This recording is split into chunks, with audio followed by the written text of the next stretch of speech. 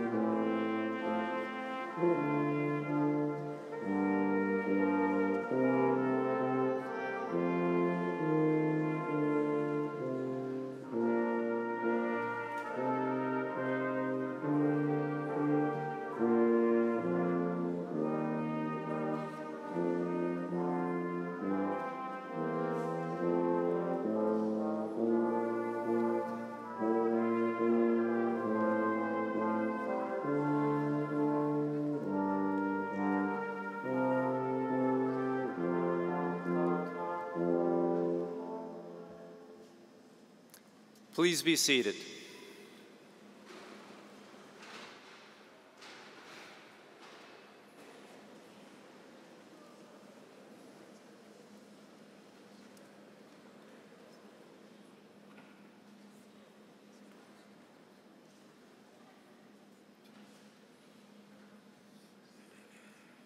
That's one of the tests for graduation. Can you actually find your seat? It is my extraordinary privilege to be Dean of the Fuqua School of Business, and I can tell you that every day at the Fuqua School is a great day, but today is extra special. It's a day when we celebrate the extraordinary accomplishments of this group of students in front of me. And so I want to congratulate those students and to thank them for joining our community and bringing their special brand of joy to our community and their hard work and their effort to reach this point in time today. So thank you, graduates.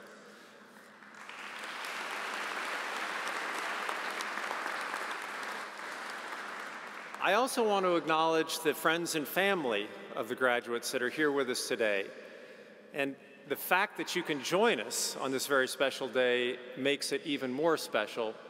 And the fact is that these people would not be here to be celebrated without your help, without your effort, without your support. So thank you very much for joining us on this special day. Finally, I'd like to thank the Fuqua faculty and staff who have poured themselves into creating a great experience, a transformational experience for the MMS students, and without them, we'd have nothing to celebrate. So thank you to all of you.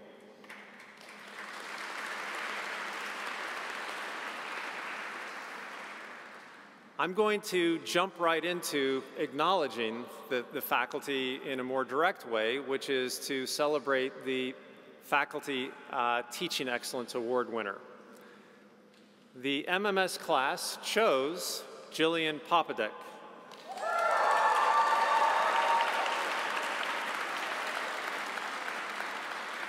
So she was honored for her fantastic teaching of the corporate finance course. And there's just one small problem, which is Jillian here anywhere? No.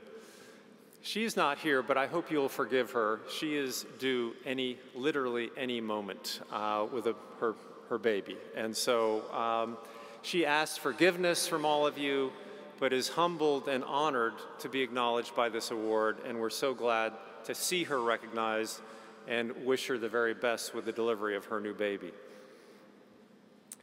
Now, I'd like to welcome up to the stage Navneet Kakari and Mandy Tai, who have worked on behalf of the school and their classmates to produce a class gift. So please join us.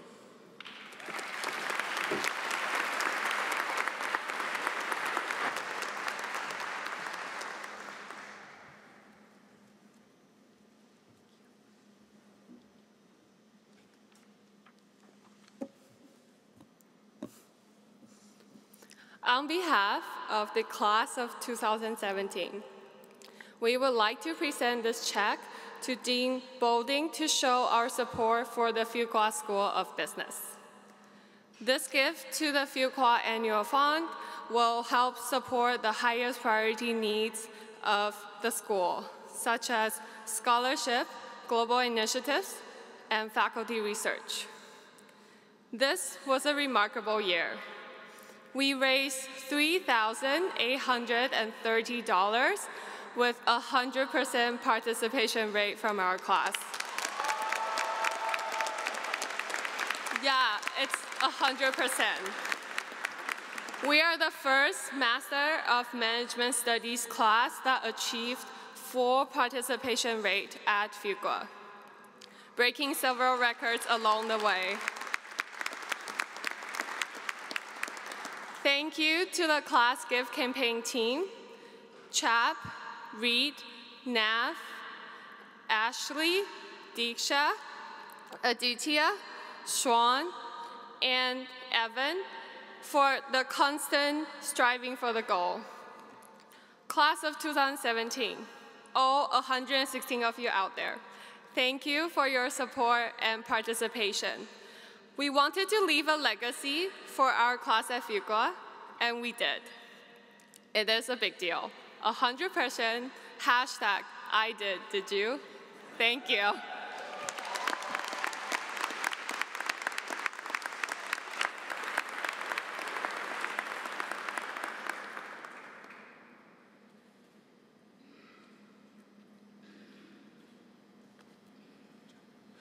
So this is a really big check. Thank you so much.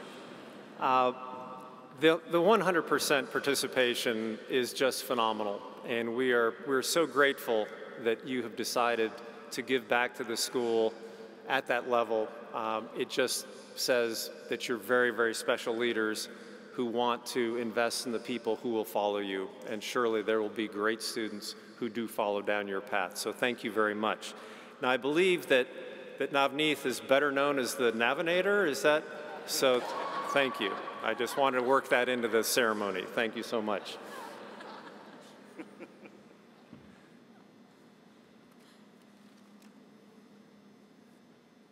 So now we'd like to introduce the class speaker who is elected by all of you. And I look forward to hearing what he has to say. So without further ado, Radu Zernovanu, which is hopefully close to right.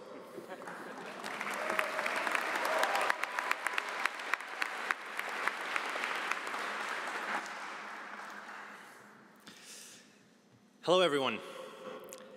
Some of us have probably just recently woken up from shooters. For those who don't know, shooters being, of course, the main library in town. But let's look around. This is all for us. We are the heroes of Cameron Indoor Stadium, which is a reason to celebrate in itself. And we are surrounded and we welcome our loved ones. Dean Boulding, Russ, our honorable guest speaker, Rick Lehman, the faculty and staff, and of course, Steve, who is always one of us. And everyone, as you can see, in such extraordinary outfits.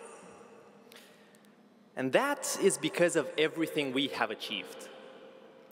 We started by all passing accounting. We struggled to climb that wall at Triangle Training together. We all went through the nerve-wracking of BizCom. We're all alive after winter formal and all the pre-games. And of course, everyone knows the terror before tough exams. But now, for most of us, school is done. For good. No more classes, no more homework, no more exams. We should really be proud of ourselves, because at the end of the day, we survived. And as a result, I would like to say congratulations in a couple of our languages. Badhae. Félicitations.祝贺. Tiha. Glückwünsche. Vitayu. Sinchukmung. Ebrikadariz. And felicitări. It wasn't easy. But now, looking at all of you here, thinking that from tomorrow or from a week from tomorrow, I'm not going to be able to see all of you every day, I think we can all agree that that's pretty sad. And honestly, I would still go through the struggle for a while longer to still be here with you, my friends. But in order to celebrate this particular moment, we need to acknowledge the past that brought us here. We are here because of someone. We are here because they nourished our dreams. We are here because they sacrificed for us. And we are here because when we made that stupid mistake, they were there. They were there to support us. They were there to push us. And they were there to make sure that we get up and fight for our desires. And now, this is ours. But it's not only ours. It is also theirs. It's their moment and their success. So I truly believe we, as a class, should give them the gratitude to our special someone. As a result, I would like all students to stand up. Turn to your family and from the bottom of your heart, with all your love, give them a strong round of applause.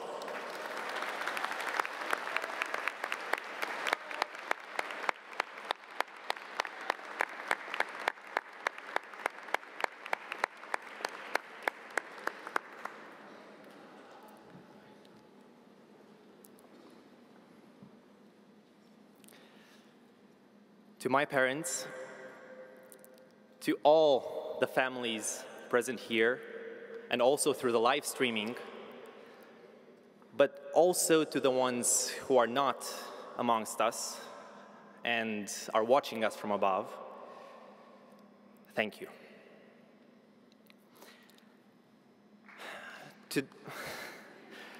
Today, we celebrate, and tomorrow, we go out in the world.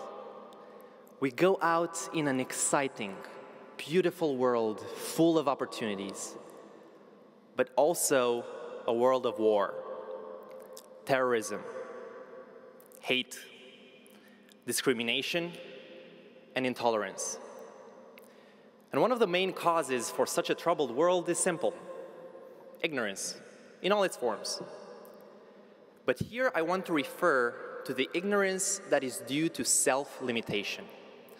People in general create their own limits based on their experiences, and they're not willing to see from a different perspective. We are all guilty of that occasionally. At the same time, we are privileged. We are ending 17 or more years of education. We are graduating from one of the best universities in the world. Now, we can become the future leaders of this world. In order for us to be able to put our footprint, we need to realize that this world cannot continue the way it's going. This world doesn't have the luxury to do nothing anymore. So us, being so fortunate, we have the responsibility to do something. As a result, I urge all of us to continue to do what we have done until today, to embrace diversity as we proved we can in this amazing program, to push each other, others, and ourselves to become better, and most important, to continue to be lifelong learners, forcing our limits, extending our horizon, and not ignoring other perspectives. Because at the end of the day, we can only see past our horizon if we go out there and push its limits. Congratulations, MMS class of 2017. Thank you very much.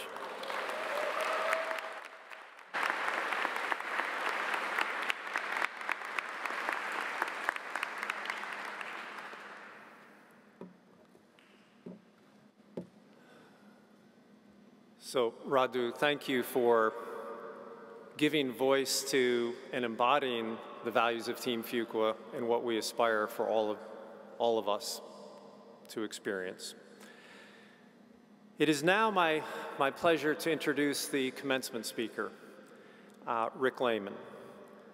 Rick, we're thrilled to have you here. Now, it's not a simple thing to choose a graduation speaker because they have to hit so many marks, be at a level, such a high level in so many dimensions that there just aren't that many people who qualify. So what do I mean?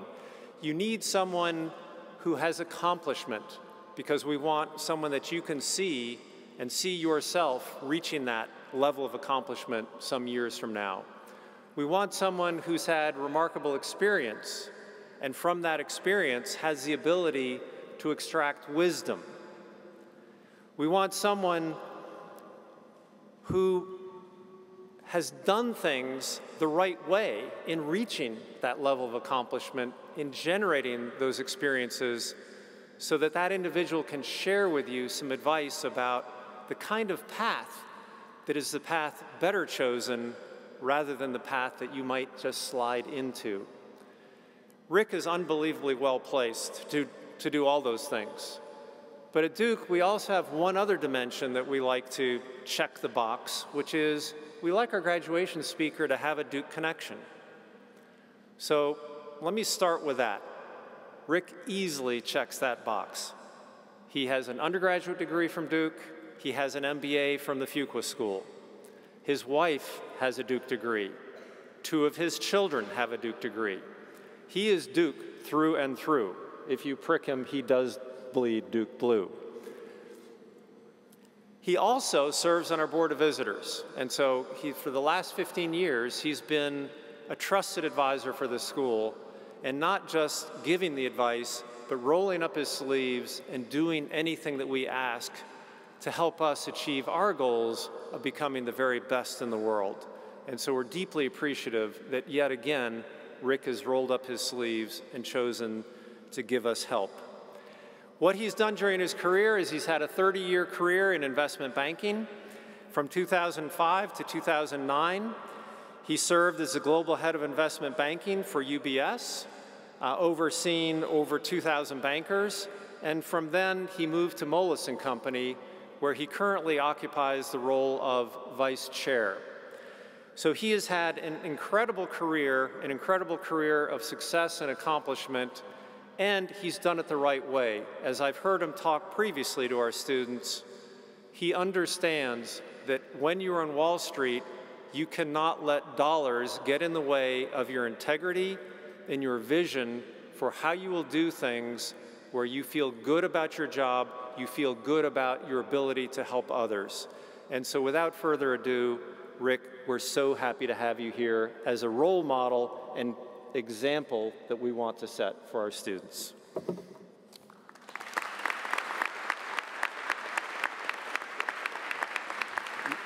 Thank you. I'm going to have the dean spend some time with my kids. I'm delighted to be here. On behalf of all of you, to welcome you to your graduation. Dean Boulding, faculty, thank you for having me. Family, thank you for being here to support your kids. And most importantly to all of you, congratulations. This is a big moment. I think anytime you go through something like this, it is a big moment. You need to do something special for yourself. So I don't know what that is for each individual out there, but figure out something special to do and do it quickly so you can really reward yourself for a lot of hard work and a degree that's well-deserved.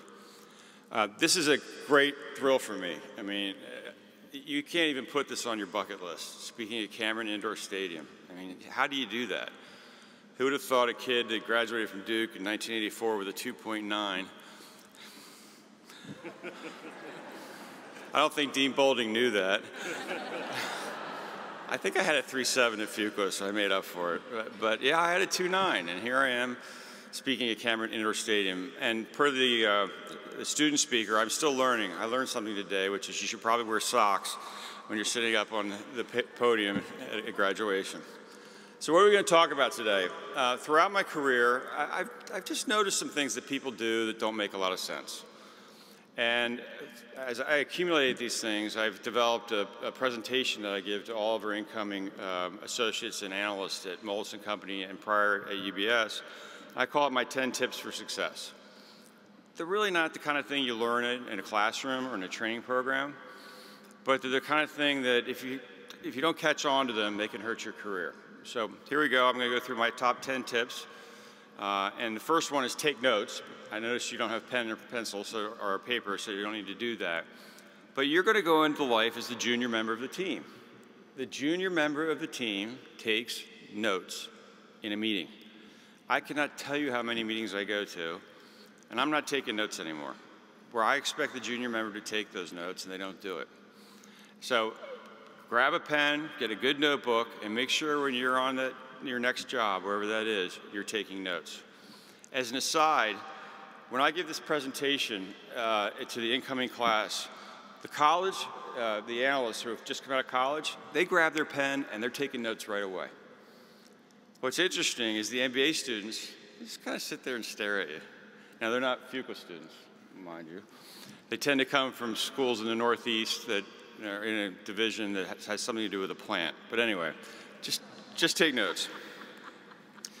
Number 2, always admit what you don't know. It's okay. You're going to get dozens of questions. What were same-store sales? What did the CEO say in the shareholder letter? You know, what's the credit rating of that company? Depending on what your job is, the questions will be different. It's okay to say you don't know. You can say, I don't know, but I'm going to get the answer. I don't know, I'll find that out. I should have known, I don't, I'll get the answer. But don't throw something out there that you think is correct. It's okay to say you don't know. It's fatal. It's fatal to make it up. It's just not going to work for you. So just admit what you don't know and you'll be fine. You may get a little grief for it, but that's okay. Number 3, respect your elders. I'm not talking about the CEO, I'm not talking about the CFO, I'm not talking about an SVP. But the chances are you're going to join an organization post your graduation here where there will be people that have been working at that organization longer than you've been alive. They're administrative assistants, they're in the mailroom, they're in the copy center. It's the receptionist that greets everybody every day with a smile when they come in. These people deserve the utmost respect, and I've watched too many people come into a firm and establish what I would call an overly aggressive senior subordinate relationship with these folks. And let me tell you, my assistant Ellen, I think she's been doing her job for 40 years. She worked for my boss before she worked for me. If she kind of whispers in my ear, you know, Freddie's not such a nice guy. Freddie's having a really bad day. These people can help your career, and they can also hurt your career. So please respect your elders. Any Freddies out there? Good, I picked a safe name. Number 4, confidentiality. This is different by industry. In my industry, it's paramount. You have to maintain confidentiality. But what I found is it's really not worth talking about what you do at work outside of work. You can talk in general terms, but you have information that's important to people, and you just don't know how that information is going to be used. So my recommendation to people is don't talk about what you're doing outside of work. And I'll give you a real-life example. We got a call in our Houston office years ago from a client who wanted to use us on an acquisition. Very exciting call. It's a call you want to get. We were told that we'd be paired up with Morgan Stanley. So while that's not so great, we were going to be co-advisors with Morgan Stanley. A young man went out that night at a bar, saw his buddy from Morgan Stanley, said, I hear we're going to be working together. That'd be fun. Somehow, Morgan Stanley figured out who the client was, what the deal was. They called the client and said, hey, I just want to let you know that UBS is blabbing about the assignment you just gave. All he said was, we're going to be working together. And think of how that transformed into what could have been a death sentence for that professional. Now, as it turns out, the client loved this kid. He didn't get fired. But I just don't think it's worth talking about what you're working on at work. Keep it to yourself. In fact, you know, I don't even think my wife really knows what I do. Honestly, it's okay. She can't slip up. She knows what city I'm in, but she never knows where, who I'm meeting with. So, number 5, listening is sometimes more important than speaking. I remember this story to this day, and I still wake up in the middle of the night sometimes on this one. So we were presenting to Capital Cities. For those of you who don't know, Capital Cities owned the network ABC, and they also owned a little thing called ESPN. And just as an aside, I think Capital Cities merged with Disney. Disney had no idea what ESPN was 20 years ago. Think of what it is today. Anyway, I was doing okay. I had made some good progress on some deals, and we were in front of the CFO, and I was determined to make my mark. The question came to the team, and I'm the junior guy in the room, and I go right in and answer the question. And the CFO looks at me and goes, that's completely wrong. So what did I do? I doubled down. I told him he was wrong. Yeah, oh boy. The good news is I didn't get fired. And as I said, the negative is I'm 54 years old and I still wake up thinking about that meeting. Anyway, it's okay to listen. You don't have to make a statement in the first meeting. Number 6, be very wary of consensus. We all get trapped with consensus. Everybody agrees this is correct. Please challenge consensus. You're young, aggressive, thoughtful, intelligent students. This is what we need you to do, challenge consensus. I've had 2 examples in my career where consensus was completely wrong and the results were devastating. In 1999, we were valuing tech companies on clicks. You know, click of a mouse. Oh, it's got to be worth $1 billion. Sometimes we valued them on revenues if they had revenues. We didn't value them on cash flow because none of them had cash flow. But the NASDAQ had gone to 4,000, it was soaring, and the tech revolution was on. Dozens, hundreds of bankers said, I'm not going to be a consumer banker anymore, a utility banker, a healthcare banker. I'm going to Silicon Valley to be a tech banker, because that's what the future is. It's all about technology. Well, lo and behold, 2 years later, the NASDAQ hit 1,400. By the way, it took 10 years to get back to 4,000. Actually, cash flow did matter. People actually started looking at balance sheets. How about that? And hundreds of bankers lost their job because they'd given up their good job working in consumer or utilities, or whatever the case was, and they had to be a technology banker. Consensus was wrong. It was a tech bubble, and it hurt a lot of people. Fast forward to 2007, 2008. The only good news about the tech bubble was it was an equity bubble. It wasn't a debt bubble. Equity's bad, but you don't lose everything. A credit crisis is devastating. And in 2007, the CEO of Citigroup was asked, how do you feel about the credit markets? I remember he was in Tokyo at the time. He said, as long as his music's playing, we're going to keep dancing. Think about that. 3 months later, he lost his job due to unexpected credit losses at Citigroup. Fast forward a year after that, and the CFO of Lehman Brothers was quoted as saying, our liquidity framework and funding have stood by us very well. 5 days later, they went bankrupt. Consensus was that the credit markets were sound, housing could never go down, and we know what the outcome was. A devastating crisis that we're all still paying the price for in 2017. So challenge consensus. It's what we need you to do. Number 7, don't go it alone. Teams win, individuals are risky. Now it's really interesting. You want to make a statement, you want to have an impact. But I'll tell you, teamwork is the key to success. A real life example for me, I sat in a bullpen with 4 people my first year at Smith Barney. I was 23 years old, and I needed to keep my job. I had no savings, I was married, and it was really important that I did well. So we formed a team among those 4, and every time we had a project, I would give my project to Paul Huffer, to Murray, to Stan, and we'd all check each other's work constantly. So I had 3 sets of eyes looking at my work, and they had 3 sets of eyes looking at their work, and so on and so on. That's how we got ahead. We formed a team in order to be successful. Look, individuals are risky, teams win. So I always want to work on a team, and I encourage you to do the same. Number 8, this is the tough one. Patience. Everybody wants to have an impact. Everybody wants to make a statement. There's these, and I know you don't want to be called millennials, so I won't use the word millennial like I just did twice. There's this great presentation of an individual walking into the boss's office and saying, look, I got to quit.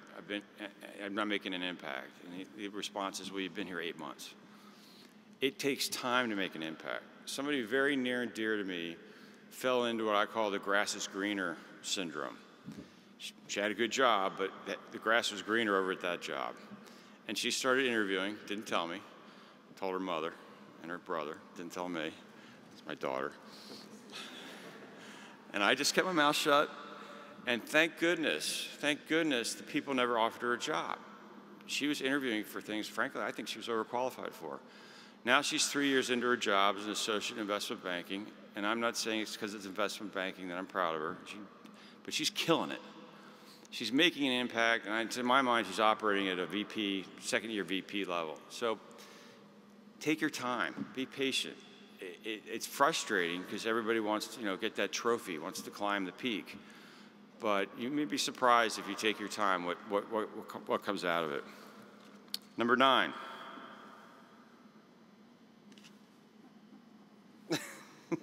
We had a little prop set up. It's not working very well.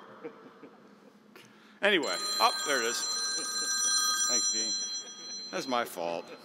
919-452-26. I don't know this person. Send it to voicemail. Don't let that happen in a meeting. Do not let that happen. You know, phone on vibrate, don't look at it, put it away, don't put it on the table in front of the client or in front of your colleagues. Put this thing away. It's a great invention.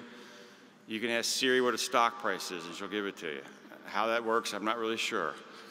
But don't let this thing dominate your professional career. Put it away. Tell the person you're meeting with that you're focused on them. And if this goes off in a client meeting, I'm telling you, you're dead. So just put it away. I have this problem. It's vibrating in my pocket. I think it's one of my kids texting me. I'm like, oh, I'm getting a text from my kid. I got to look at it. I can't. So put it away. That's number 9. Not as well executed as I'd hoped. That's my fault. That's my fault. That's my fault. I put it on silent because I was worried that if I got up here and it rang before we got to that point, it would typically be my wife. And then I'd have to answer it, and then I have to tell her I'm busy, and that would have been embarrassing. So I put it on vibrate, and that's why it didn't go like that. Anyway. Last but not least, attitude. I get asked time and again, what's the one thing that differentiates a professional in my business? And I don't think it matters that it's my business, any business. And it is a positive mental attitude. It makes all the difference in the world. It moves a 3 to a 1, a 2 to a 1. It makes your reviews more positive. It is the key. And by the way, it's circular. You're more positive, people around you are more positive. Because they see you're so positive, they say, well, I got to be positive too. It's the one key to getting ahead in the career. And I'll give you an example of how I look at that in my business. In my business, and hopefully you guys don't do this, you know, we work sometimes 18 hours a day, 7 days a week.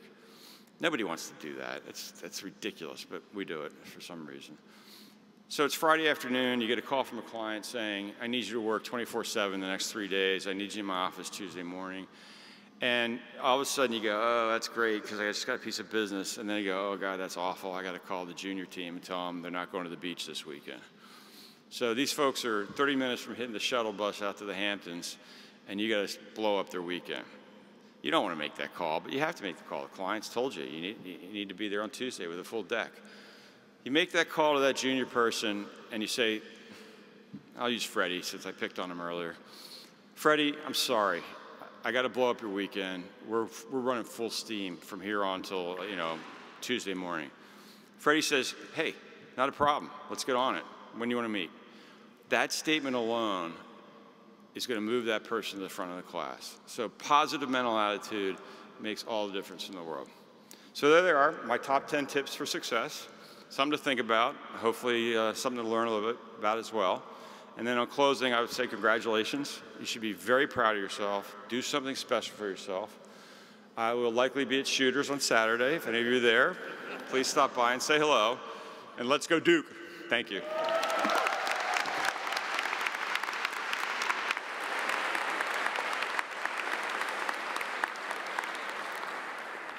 So I would say tip number 11, if you have a plan, make sure that both parties understand the plan. So I was going to call him after he had given you that tip. But he got impatient, what can I say? But thank you so much, Rick. It was really fantastic to be able to share your wisdom, your advice, and some really practical advice in terms of the kinds of things that will help you throughout your careers. And for the fact that you've shared your wisdom and your knowledge and demonstrated what it means to be a true leader of consequence, we do have a gift for you that I'd like to give you. Thank you very much. Great pleasure.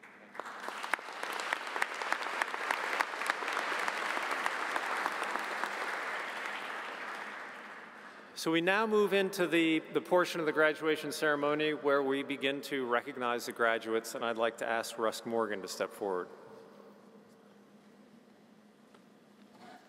All right, I'm going to have a few quick comments for you guys before we get into recognizing you. And I want to add congratulations. I know you've already heard that a number of times tonight, but I think I might have been the first person that congratulated you on starting the program back in July, so I feel like I am endowed the ability to congratulate you tonight. So congratulations.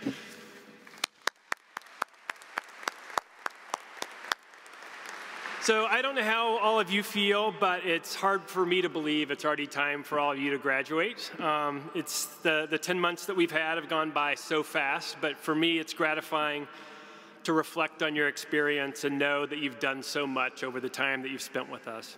So having observed your commitment since last summer, I'm honored and excited to celebrate with you tonight, with you walking across the stage. Before you get to do that, I want to thank you all for a terrific year and note that the entire program team, all the faculty and staff, everyone you see up on the stage felt a special connection to your class. As a smaller class, I think you got to feel the personal connection between all of us. I know it was important to us that the time that we spent to go through the journey with you. We recognize that we've asked you to do a lot this year.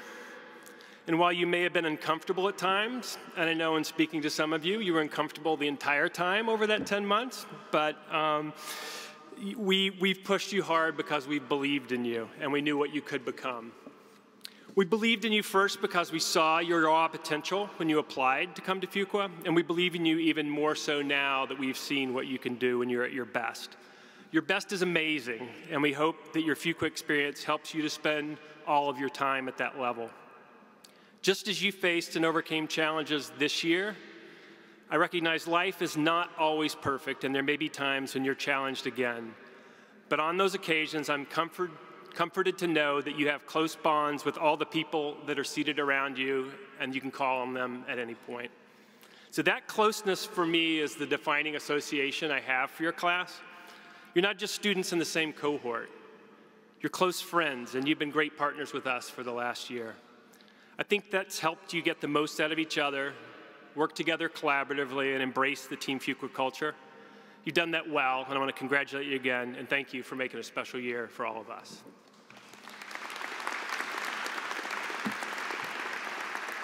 And now what you're waiting for, really, is at this time we'd like to acknowledge a number of the graduates. For each graduating class, we recognize the top 10% of the class for their academic achievement. These students are designated as Fuqua Scholars, and they're noted in your program. I'll read the names of the Fuqua Scholars alphabetically, and I ask that as I read each name, that person stand in their place. And I also ask the audience, please wait until I've read all the names before indicating your support and congratulations. The Master of Management Studies, class of 2017, Fuqua Scholars are Fiore Salvatore Castle, Vincent DeBlow, Kanika Gupta, Ku E, Iris Liu, Tarbile Nube, Jonathan Pun, Dilnaman Singh Suchadeva, Paris Salim, Nurisa Sirtuwala, Skylar Tang, Ran Wang, and E. Alice Wang. Please join me in congratulating the 2017 MMS Fuqua Scholars.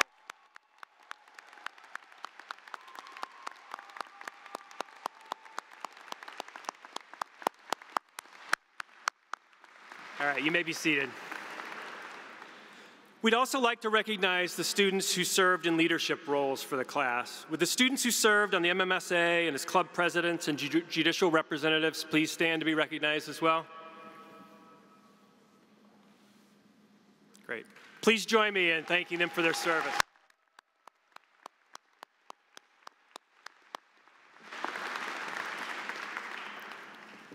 Now it's time to individually recognize each of our graduates.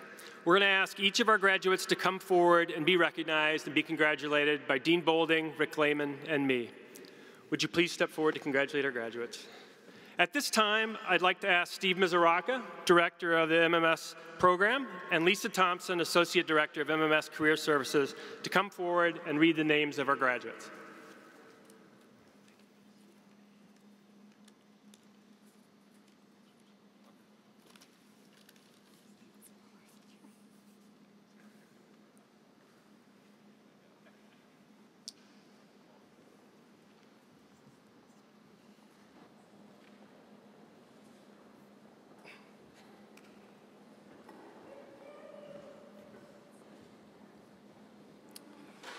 Radu Zernuvenu.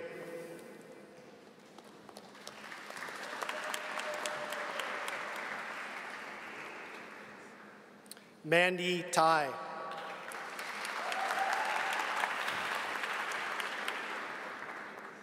Navneeth Kikeri.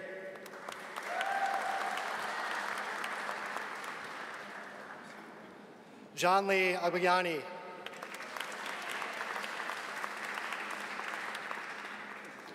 Jessica Patricia Ambrose.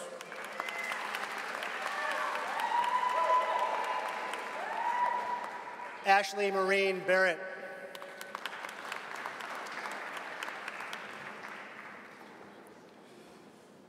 Aditya Rugu Belagodu. Madhav Bharat Bhushan.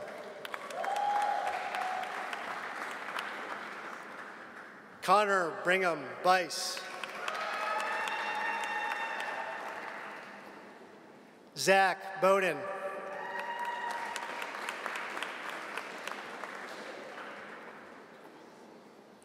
Fiore Salvatore Castle.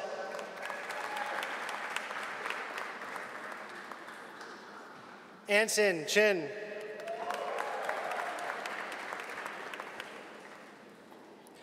Chadwick John Cohan.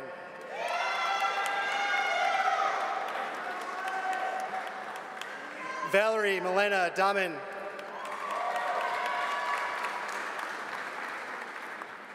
Vincent DeBlow.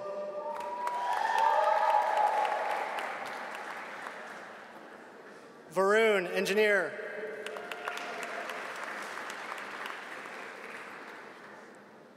Faizan Farouk.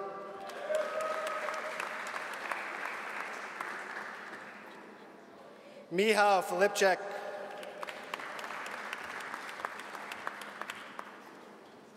Sweta Free Rose.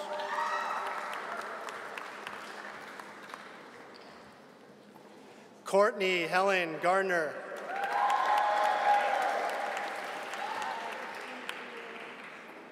Gur Chen.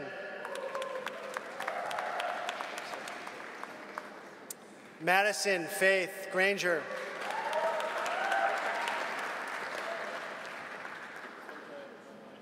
Kamakshi Gupta.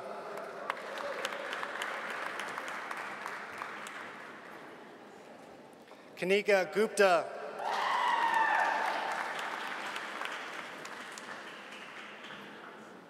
Margaret Ann Hammer.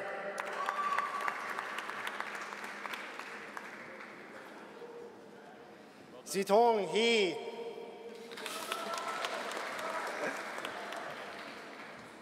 Abby Huang.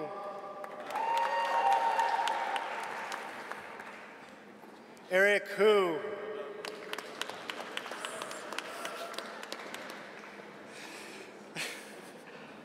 Benjamin Harper Hummel.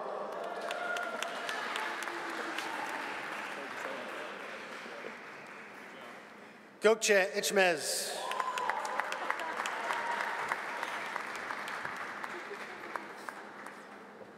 Kathleen Love Jennison.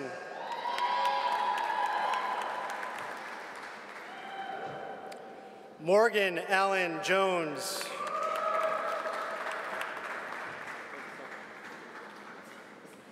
John Penn Junjo.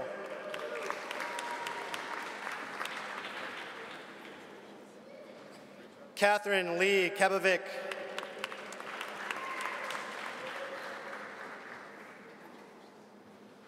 Ko Yi.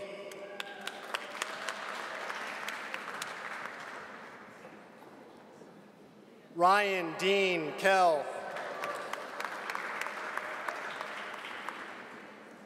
Himin Jacqueline Kim.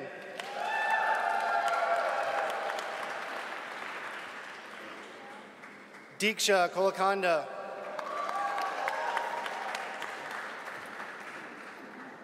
Lauren Eve Klodny.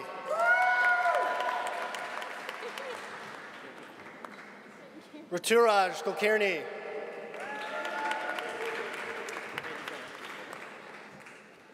Lauren Patrice Lafleur.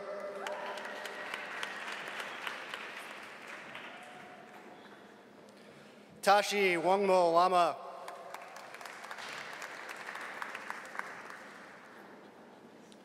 Dana Sue Lee.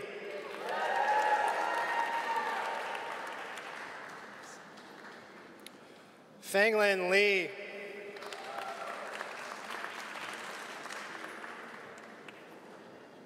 Yachi Lee.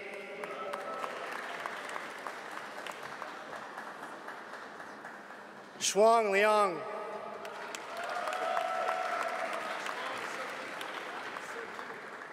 Karen Liang. Jimmy Lin.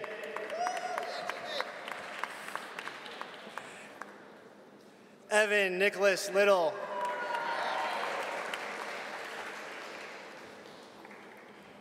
Ruo Shui Liu.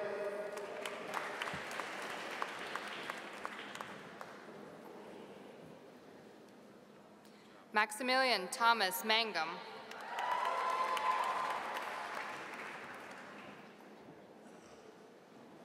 William Gordon Mannion.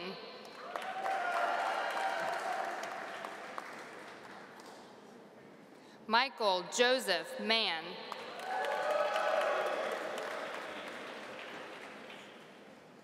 Maya Nandar Ma.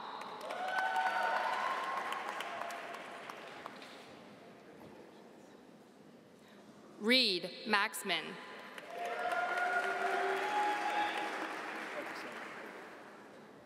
Natalia Mello.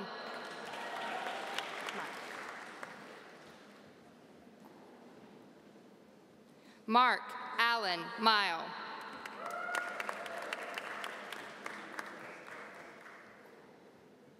Robert Movas.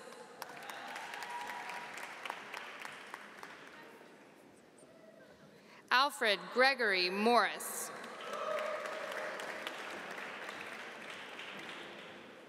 Nicole Nomalanga Moyo.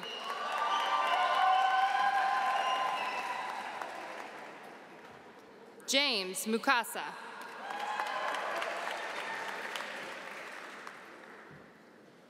Anag Narayan.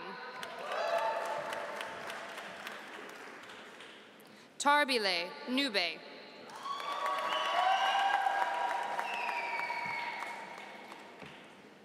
Chi Mai Nguyen.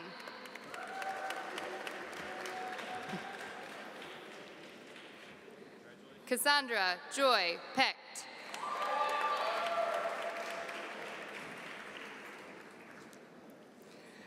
Garami Pichaya.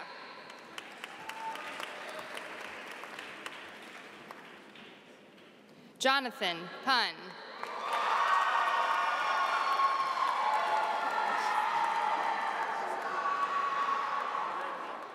Shuryansh Rastogi.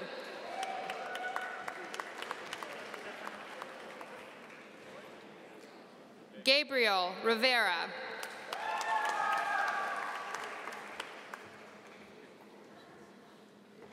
James Chapman Roberts. Dilnaman Singh Suchadevu. Paras Salim.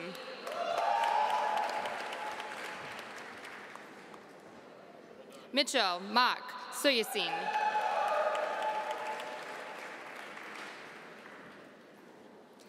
Eric Wesley Snyder.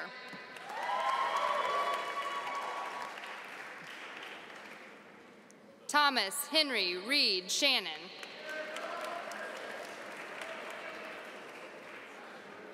Davis Reeves Sheen.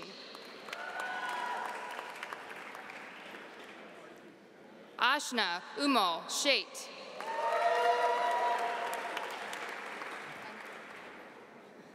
Asad Siddiqui.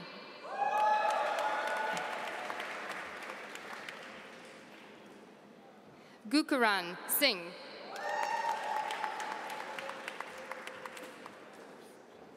Ashley Lynette Snow.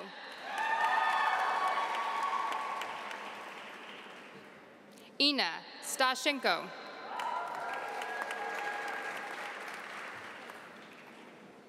Tanner Craig Stone.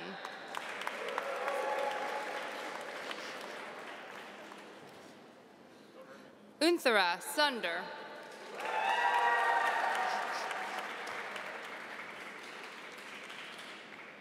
Norisa Zulfikar Sutarwala.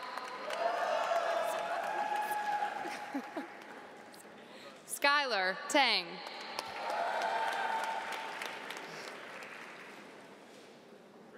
William Ryan Thompson.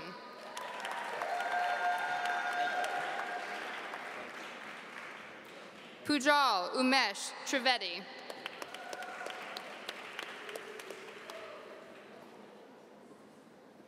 Rumya Suraswathi Vinkutaruan.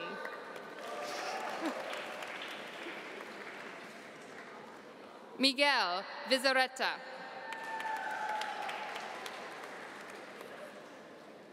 Matthew Volka.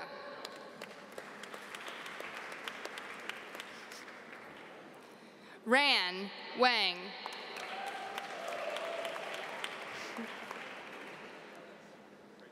E. Alice Wang.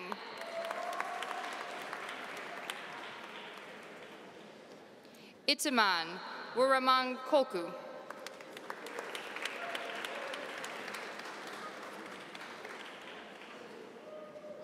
Lena Marie Weiss.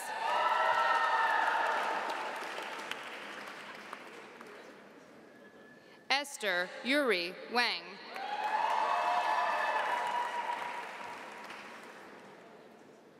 Kevin Wong.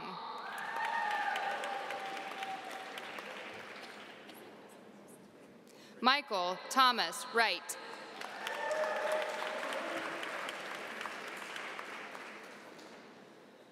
Chinyu Wu.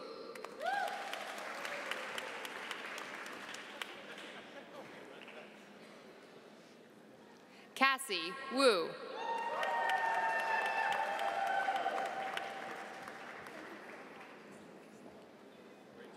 Sandra Yang.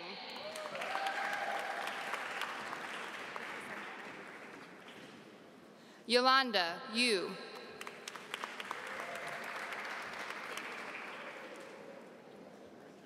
Iris Yu.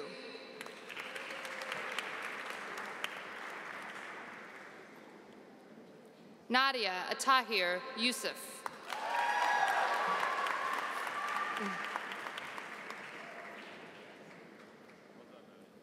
Winnie Zhang.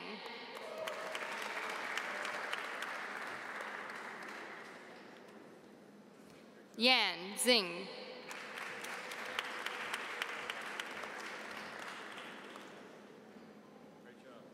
Yu Max Zong.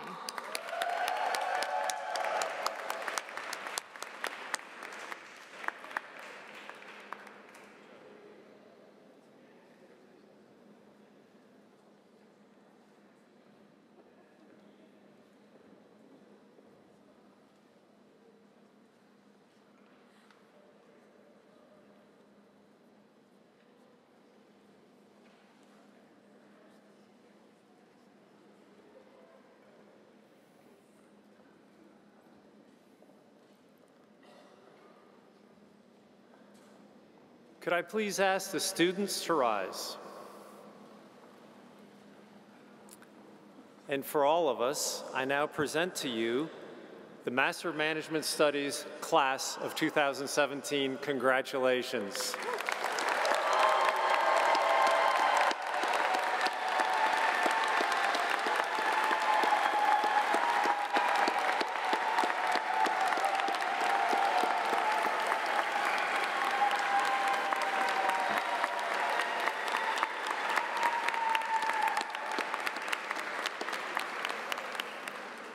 So I'm going to ask the students to stay standing for just a minute, but for all the friends and family, if I could tell you now that when we recess out of here, if you could wait until all of us have recessed out of the building before you depart. And please join us over at the business school in the Fox atrium space for what will be a fantastic party. So I want to thank all the friends and family that have joined us today. I want to thank the faculty and staff who've been so meaningful in your experience. I want to thank Rick and Radu for their great remarks today. But I want to spend just a minute addressing the group of you, and starting with my thanks to all of you, which is when you came here, we had high expectations. We expected that you would come here and leave your mark on the business school in a good way, and you've done that. We expect that you leave a legacy of leaving the school in better shape than when you arrived, and that's what you've done, and we're all very grateful that you took that responsibility seriously. So having given you thanks, I now have 4 requests to make of you. And it's not going to be to ask you for more money. There will be a lifetime when I can ask you for more money. A lifetime of joy, I might add. It's a real opportunity, I must say. But I want to give you some advice. It's my last chance to give you advice. And so, piece of advice number 1, show appreciation for the people who got you here. This is a magnificent accomplishment in your lives. And while you're celebrating today, part of your tendency may be to celebrate with your classmates and soak up the last moments together, but don't forget about the people who got you here. Now, some of the people who got you here are your classmates, and let them know your appreciation for all that they did to get you to this moment in your lives. But just be very, very appreciative, knowing that you didn't do this on your own, that it takes a team to get to any significant accomplishment in life, and all of you have teams that stand behind you. The second piece of advice I have is please stay connected to the business school. Don't think that once you leave with your diploma that your association with the Fuqua community is over. It's a lifetime membership. It's something that hopefully will give you value over the course of your life. But part of what's now happening is you become, instead of students, you become alumni. And transitioning from student to alumni means that you have certain rights. You now have rights to access a community of over 20,000 of your fellow alums. You are part of that community, and over time, that alumni network will grow and grow. But in addition to those rights, you have responsibilities. And one responsibility that you have that you've already started on is to make sure that you stay connected to the MMS program in a way that you give back to the people that will follow you, that you not only give them the financial support that you've done so generously today, but that you give them the benefit of your experience, your advice, your wisdom, your networking assistance as they sit in your position years from now and over the years. So please continue to give back to the people who will follow you.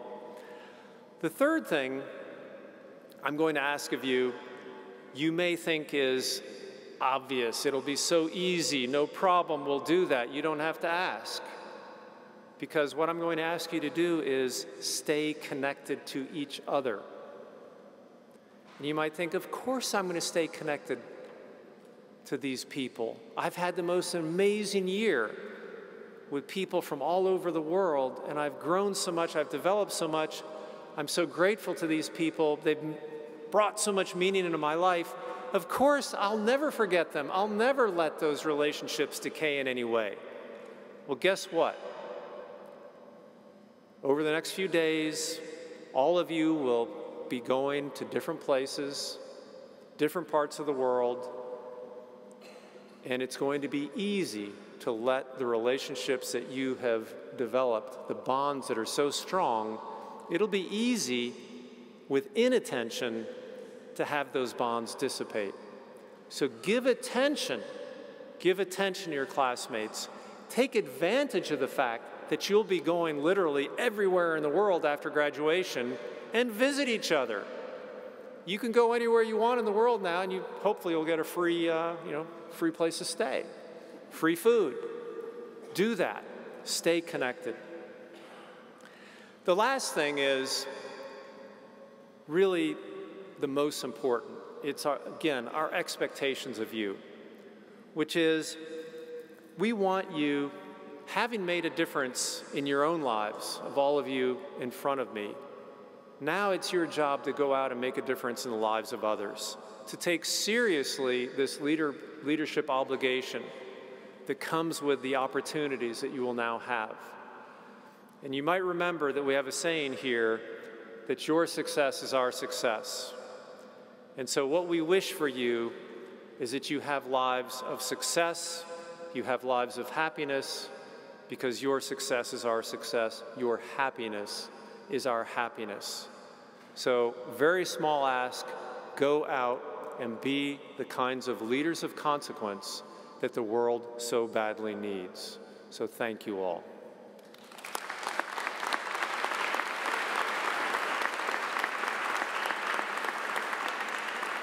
With that, this ceremony is now coming to an end. Again, congratulations.